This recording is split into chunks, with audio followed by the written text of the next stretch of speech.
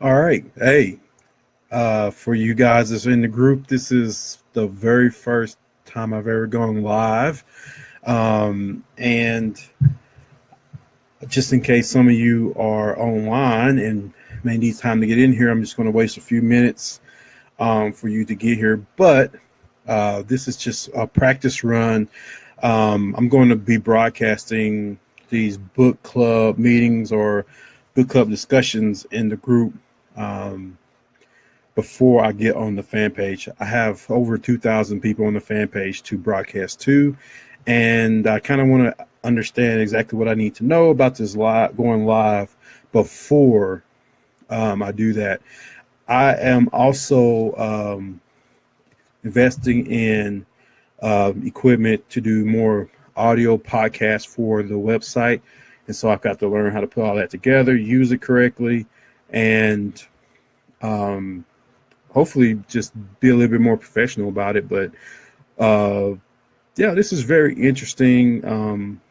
And I think it'll be a powerful way to just have book club discussions. And so basically, you know, I want to get back to reading more and getting off of TV and all this crap that you got to put up with, watching all this stuff, um, and just get back to reading because I used to love reading books all the time when I was younger, and so I just got through reading all of C.S. Lewis's books, which I had never read until just recently, and it was an amazing journey. Yes, I didn't even know he had written that many books, but it was pretty awesome.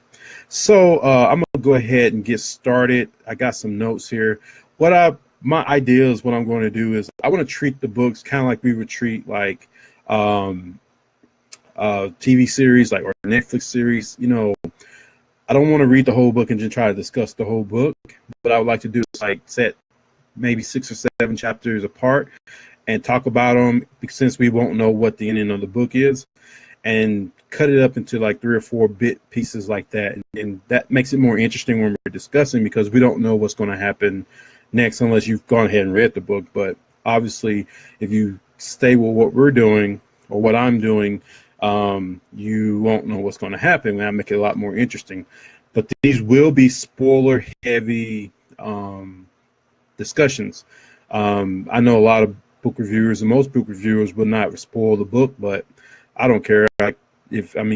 My point is I want to spoil the book. If you're not reading it, then don't listen to what we're talking about because I'm going to reveal exactly what's going on in the book so that we can have a real discussion about it. So without being due, our first selection was the Wonder Woman. If I can get this around the camera, the Wonder Woman book. Let me step back. There we go.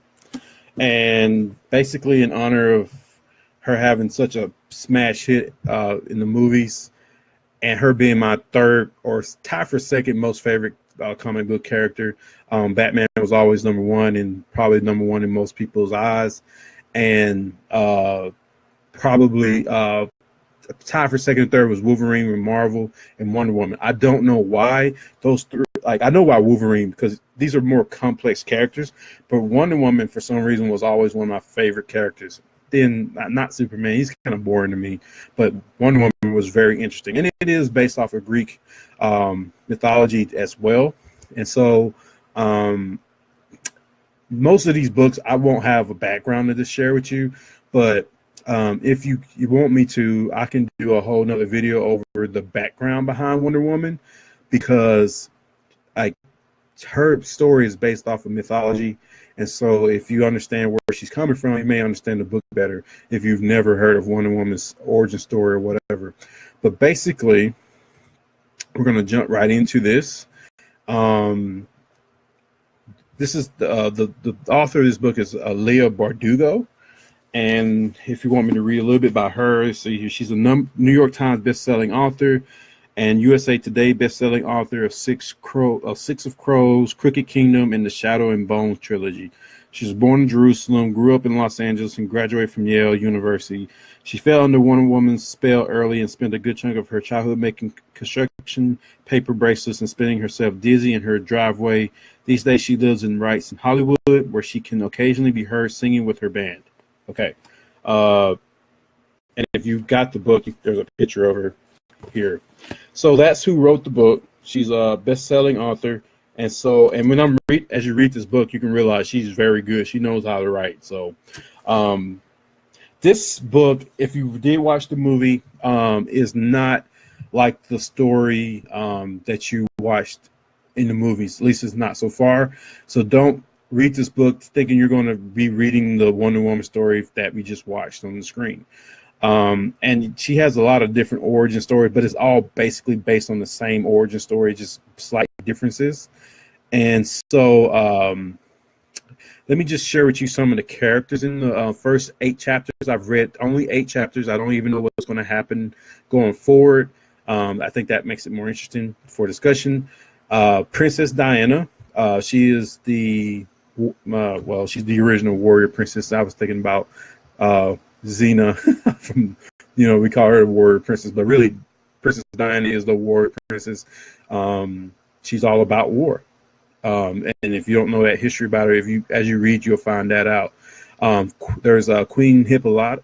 I'm sure I'm not saying her name right, but basically she was in the normal story. She has a child with Zeus, the king of the gods, and their child is Diana. And in this story, I'm not sure if that's at play here because they have not explained it yet, but they're still using the lie that she told Diana that she molded her out of clay, and the gods breathed life into her or whatever. I'm not sure if that is what actually happened, because that's what she's telling Diana, but they haven't actually brought in Zeus in that part of the story yet. So that may or may not be true in this version of the story. Then there's Tech, who is basically her first command. If you watch the Wonder Woman movie, this was kind of like the character that was her sister, but I don't believe this Tech is not her sister in this book, so don't confuse the two. But Tech is like her best friend, and she's like, I guess, one of the best warriors that they have. But she's like the second in command, and they're like sisters. Like they fight but they love each other and that sort of thing. And that relationship actually comes into play as you read the book. Then there is Maeve, I guess that's her name. That is Diana's best friend. In the beginning of the story, the two of them have mapped out the course for this race that Diana's about to run. And then there's like Rainey, I believe that's her name, and she is the warrior Amazon that when she was alive, and I'll explain that here just a second. She was a runner. So she wins this race all the time. And so she's like a hero or whatever amongst the Amazons as far as this race and stuff is concerned. Plus, she's a really nice person. She's competitive. They're all competitive, but everybody loves her. She's nice. Then there is the girl that she rescues, which is Aaliyah. I think that's how you say her name, Aaliyah, and her brother. And they talk about her brother later on. His name is Jason. So far as I know, these are the major characters so far in the story. And so the setting would be on the secret island of Themyscira. And essentially, this is what happened. The Amazons, well, I don't know what the background story completely is about this version of the story. But typically, like if you watch the Wonder Woman movie, they were supposed to be the protectors of mankind and all that sort of thing. And then something happens, and basically the gods allow them to live out their lives on Themyscira until they're needed or whatever. Now, I can't, like right now, as far as my memory is concerned, I am not sure which version of that story is true here, but basically what's happening with these Amazons, which I don't believe is the case in the other stories, I may be wrong about that, but it's that these Amazons were alive and then they die in battle. And when they die in battle, that the last thing they do is say a prayer to one of those gods that they mentioned in the book. And as a reward, the goddess or god sends them to Themyscira as a reward, and that's where they live. And the time is kind of like the time difference between the real world and Themyscira is different. So like, if I'm right, excuse me if I'm wrong, I believe that time moves faster in the real world than it does on Themyscira. I think that's how it works. And so all of these Amazons have died in battle and have earned their right to be on the island. And they all come from different places, different backgrounds, have different strengths. And the only Amazon that I like that is in debate here is Diana, because she didn't actually die and earn her spot in battle. She actually was born on the island from the queen, Appalachia, whatever her name is, and because of it, that's what creates the conflict in Diana's life. Which the thing that she wants is to be seen as being worthy of being an Amazon, but she looks around her and all the other Amazons, they're polite and nice to her, but there's always this undercurrent that people look at her with disdain, or they just look at her like, you haven't actually earned, you shouldn't even be here.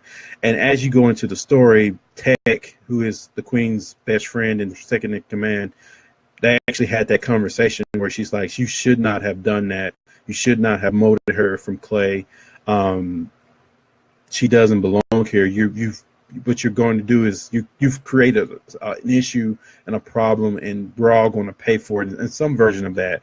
And so Diana knows that Tech doesn't agree with Diana being there, and that kind of creates some conflict between her and Diana, even though they're nice and polite to each other as they have to be.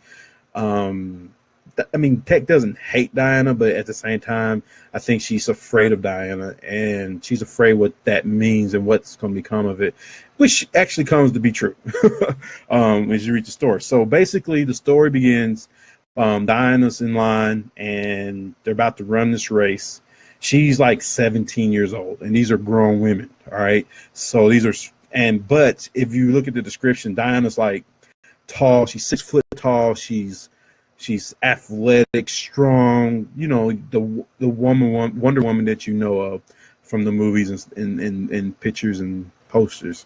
So she's super strong, but she considers herself to be the weakest of all the Amazons. So these women are strong, right? And basically, her mother doesn't want her to be there. She wants her mother wants her to stand by her side. She's really like the overprotective mother. She doesn't really want to let go. She doesn't want Diana to become into her own and do all that. She just wants her to be her daughter and to lead by example. And all Diana wants is to prove herself. She wants to prove that she's worthy. She wants to go on that hero's journey. She wants to gain the respect and adulation and love of the other Amazons. And her mother is in direct opposite or conflict with that. She doesn't want her to do all that, which is typically the story that you will find with Wonder Woman. And so the race begins. Wonder Woman, she's running the course. She's got the course is shorter the way she has it mapped out and the way she's running it, but it's harder. Like the terrain, going through the woods, going up the coast, and all this sort of stuff. It's a lot harder, but she believes she can win this race. And so she's running this race. She's going by the coast, and she hears an explosion. And she looks out while she's running at the coastline, and she sees the ship that that's out there, and it's sinking. It's going under. But that is not something unnormal to the Amazons, so they don't. That's not shocking enough to stop her from running. She's still running, and she's like just thinking about she should just ignore it, because it's just a part of life with them. If that happens, and they just let it happen. What they're not allowed to do is go out beyond the barrier that protects their mascara, or to rescue anybody, because if they do, the punishment is usually exile, which is the worst punishment you could do to an Amazon.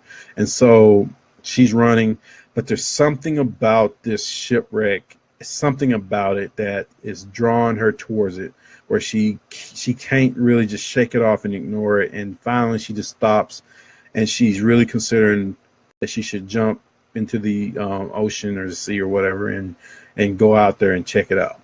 And so finally, whatever it is that's drawing her to it wins out. And against her better judgment, because she knows what the penalty is, and she's thinking about this as she's in her mind while she's doing it, she jumps in. She's talking, and the water is like warm. in the within the barrier, and so it's warm, it's clear, and all, it's like a resort almost, with, and then she crosses through the barrier, and all of a sudden she notices how much colder the water is. So Leah, the author, does a great job of describing like the difference in like what it was like, and the viciousness of the waves and the storm that's happening outside. Anyway, she sees this girl clinging to some wood or something, but the waves are causing a lot of havoc and all that. And then she comes across another body, which is a body of a man. And this is the first time she's been up close to a man. And the man's dead, and she has to let him go. She grabbed him and let him go or something like that. And then she's looking for the girl that she sees is alive, and she notices that she's really, really small. She looked like she's a paperweight, like but she's clinging on to some kind of wood or something. Just the way she was describing it was like, there's no way this girl should be still alive, And so Diana finally gets to her, grabs her, and starts swimming with her back to within the barrier. And they get on shore, and the girl, she looks like she's about half drowned, but she's still alive. She finally comes around, and Diana, the only thing she's thinking about is, what have I done? Why did I do this? What am I going to do? Because she's thinking, I don't want to get exiled, right? So she's trying to figure out what she's going to do next. And I don't even believe she's all that tired after all that, because she's Wonder Woman. She's an Amazon. And the other girl's like in awe of her. Like, what in the world is this one girl doing? How did she do that? And now she's like, hey, we need to get off the beach, and we need to get to a cave that she knew about from just exploring up at the coast. And so she puts the girl, she gets the girl to the wall, and then she puts her on her back and starts scaling this side of this mountain to this cave that's in the middle of the mountain. And it's a place where she goes all the time, and she has like food and clothes or something in her, like a blanket or whatever, something. I guess she used to play in there or something. And this girl is like, what in the world is going on, And so how is she able to do this? And she's not even tired, And so she leaves it in there, and she's like, hey, don't leave me. She's like, no, I gotta go. I'll go get help or whatever. And she's been very vague with her. She doesn't really want to let her know what's going on, because in her mind, she's going to try to find a boat, get her back outside of the island before somebody finds out, so she doesn't get exiled. But she's still scared about the other gods being angry about it, and because if she gets exposed, the worst is going to happen. So she finally leaves her, and now I think we're going to chapter 2. And she's like, she gets back, she can hear the war ceremonies going on. She's the last to get back to the game, to the race, beginning of the race. And she just, she sees everybody looking at her, feeling sorry for her, pitying her or laughing at her or whatever, because there's different Amazon groups that are for her and against her, how it is in any society. And so she finally walks up there beside her mother. Her mother is being queenly. She's trying to show her some sympathy, but at the same time trying to not give her any favor. And so she's like nods her head or something. And she's so Dinah takes her place beside her, and Tech is, she's rubbing it in really, without actually rubbing it in. And she calls her Pixis, and that's some sort of, I got some reference to like a pot of clay, because she was supposed to be born as from clay. And with the reference that pot of clay is break and crack and, all that sort of thing. And Dinah doesn't like it, but she's being very political. So she's showing no weaknesses. Anyway, I think Rainey wins the race like she always does. Her mother's being, I think her mother pities her, but at the same time, not pity her like in a real bad way, but like in a, you should work harder and get better or whatever. And so they have a feast or something to celebrate the games or whatever. And Diana's sitting there eating, and that, I think this is where she's thinking about what the relationship between Tech and her mother, and what she said to her mother about her should not have created Diana. But her mother, although she doesn't want to hear it, this is her best friend, so she listens to her and all that sort of thing. So Diana, she's just trying to, she really is wanting to go get a boat. So she's like really just trying to keep her impatience down and be political and not show that something's wrong, even though they can really, Tech can sense something's wrong. And Tech's like, you got somewhere to be, something's wrong. And, Diana's like, you know, trying to be real cool with it. Hey, Brooke, I can see that you wrote some here. See.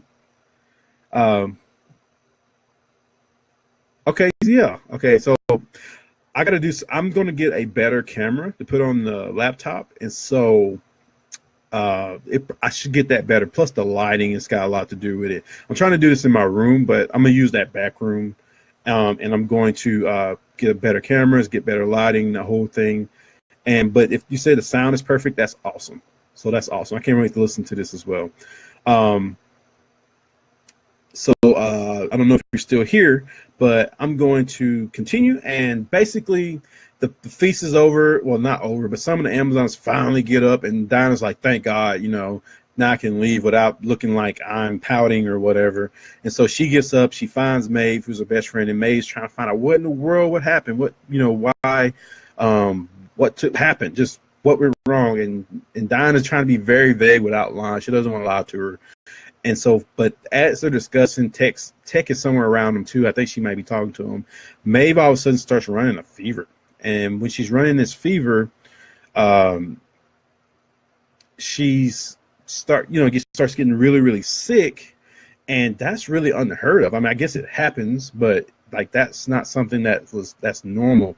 And the interesting way the author writes this story is that when one Amazon is sick, they all feel it. When one of them is seriously hurt, they all feel it. So Diana feels her sickness and her pain, as well as all the rest of the Amazons. So all the Amazons are aware something's not right. That because Maeve and a few other of the Amazons are sick, and so they start panicking, like, what's going on? What's wrong? And so Tech is starting to give orders. I need you to just tell them the Amazons what to do. And she tells them to get Maeve to some, I guess the doctors that they have there. And she's going to find the queen, because they're going to have to figure out what's going on, because the only other time that this sort of thing has happened was when someone had broke the laws and rules and they had to exile them. So that's when Diana starts to panic, because she's realized, oh my God, did I do this? And so she finally finds a way to get away from Maeve, and she finds her mother, and she's talking to her mother. She's basically on the verge of just telling her what's all going down, and her mother really doesn't give her an opportunity to say it. And because Diana's hesitating, she's not committed to really telling her, but she feels like she has to. She doesn't tell her. And then, so her mother is trying to get the council together, and they're going to go talk to the Oracle. And the Oracle is a woman on the island, or witch or whatever, that can see the future. You have to bring her a sacrifice, and you get to ask her 3 questions, and then she'll answer those 3 questions if she accepts it. If they don't accept it, I believe there are some consequences. I can't quite remember what they are, but they don't sound pleasant. And so Diana kind of comes to the conclusion she has to go to the Oracle herself, find out if she's the cause behind what's going on with the island. I believe there's some earthquakes happening too. These things just don't happen. And so she's like, all right. So she goes find some of the most precious things that she owns, and she rushes off to try to beat her mother and the council to get to the Oracle. She gets to the place where the Oracle is, and the author describes this place as being dark and scary, but Diana's being brave and all that all the way through it. But she finally gets to the Oracle, and the Oracle obviously knows what's going on. She offers up the arrow that killed her mother, and the Oracle is like, why are you giving me the thing that you hate the most? But she accepts it anyway, because she said the blood of a queen is not a small matter or something like that. I can't remember exactly the words. And then she basically tells Dinah what's going on. That yeah, it is because the girl is on the island. The island is trying to kill her because the girl is killing the island, and so that is why the earthquakes. That's why the Amazons are sick because their mascara is basically um, dying because of this girl for some reason. And she explains to this girl that this explains to Dinah that this girl is a Warbringer, and that what that means is that the blood in her blood or something, or this is where it gets kind of phasey because I haven't reread the story, but basically there are people who are born that they're called war bringers, and they cause war, and this is one of those girls, and the only way to stop um, this from happening is that Diana can take her to this place in Greece and basically stop the whole line of Warbringers altogether, or she can let her just stay where she's at and die. And a few of the Amazons are going to die, including Maeve, her best friend. But that's she would die, and then the island would be safe. And she basically says, and if you do this, I will not tell anybody that that's what happened, and we can go on. And that's what she's basically trying to convince Dinah to do. Because if she tries to do the other one where she takes Leah off the island and takes her to Greece, she's putting the whole world at risk. Now, what that means, I do not know yet, but that is what she's telling Diana. And she's not happy about Diana wanting to do the other part. Now, as we know, Diana is Wonder Woman, and a part of her is that she wants to do the right thing. She wants to be the hero and all that. So just letting her die and her always just, her going on, that's just, we all knew when we were reading, when I was reading at least, that was not really an option for her. But she wants to prove herself and all that. And if she just lets this opportunity go, she's just always just going to be the queen's daughter. And she's always just going to be that pot of clay that just stands there as a decoration by the queen. So yeah, that's not going to work. We all knew that she was going to make the decision to try to save the world by ending the line of Warbringers by saving this girl. So, but she doesn't know that herself at this point. So she leaves the Oracle and she goes to the cave, and she's basically trying to not lie to the girl, but she's being very vague, and she's just like, yeah, there's nothing I can do for you. There's nobody who can help you. And she's just going to let her die. And the girl is super sick. But the other thing about Diana is that because she is of that island, by her standing by her or being in her presence, it actually helps her to feel better, even though she's still dying. And so it brings some comfort to her. So they're talking, and she realizes that she has a lot in common with Leah. And then that's the point where she changes her mind and decides she's going to get her off the island. So she grabs her, she gets on her back, and they climb to the top, I believe, and they basically sneak to the armory. They let some Amazons go by. They go in, and Dinah gets the lasso of truth, and she gets the arm bracelets that are her signature. And they leave there, and they get down, and Diana finds some wreckage from the ship, and she makes a raft. They get on the raft, and then they leave Themyscira. And she also has some kind of stone, and I know I skipped over the horse and the invisibility stuff. I know I did, but I'm just really trying to move this along. And basically, they get out there. She uses this stone or whatever, and that's how you can move really quickly from one part of the world to another. But the problem was she was wanting to go to Greece. The girl is wanting to go home, and so her will was stronger than Diana's, and so they end up in New York. And now they get to New York, and Diana is this Amazon. She knows about the world. She knows about America. She knows about all this stuff. But it's like us when we were kids. She knows about these things, but she has never experienced them for herself. So she's kind of like a fish out of water. She's in awe. She's very naive. And it's kind of comical. It's very much like the movie that just came out, how she's acting, except this is in modern day, not in back in the 40s. And it's cute. It's really good how Leah wrote it. And we're getting close to where I am at.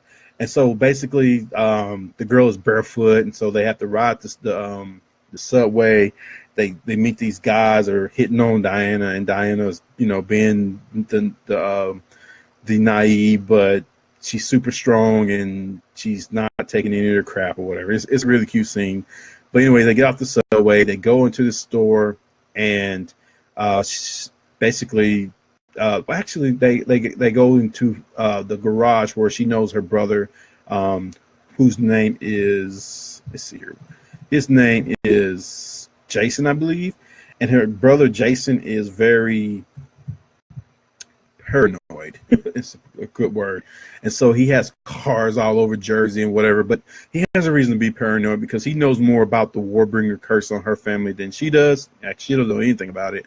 And so Diana breaks into the trunk. They get a wad of cash and a backpack or whatever, and then they leave to go to the store. They get some clothes, some food, and then they head towards an apartment.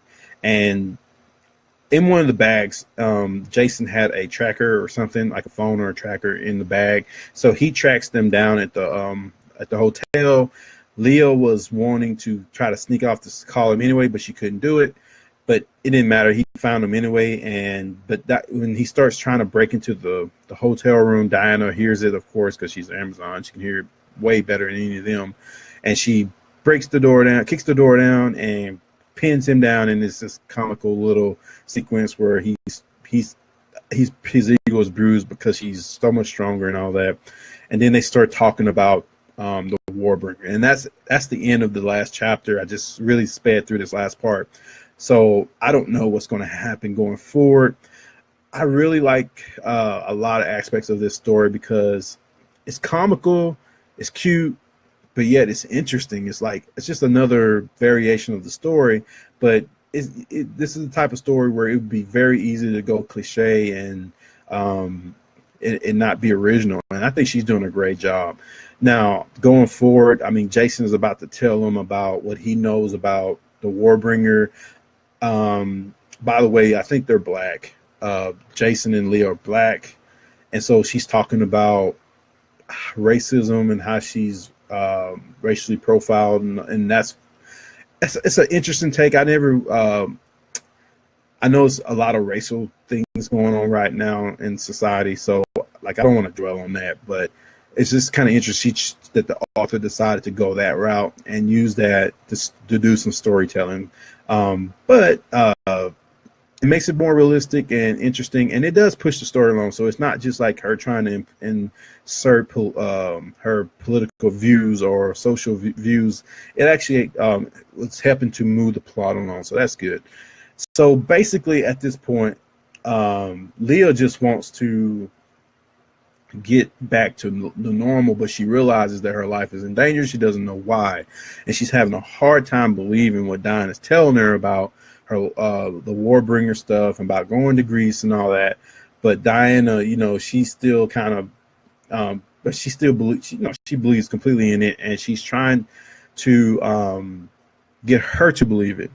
And when her brother starts talking about it, that's when I think she finally just gives in and is like, okay, what's going on? I want to know.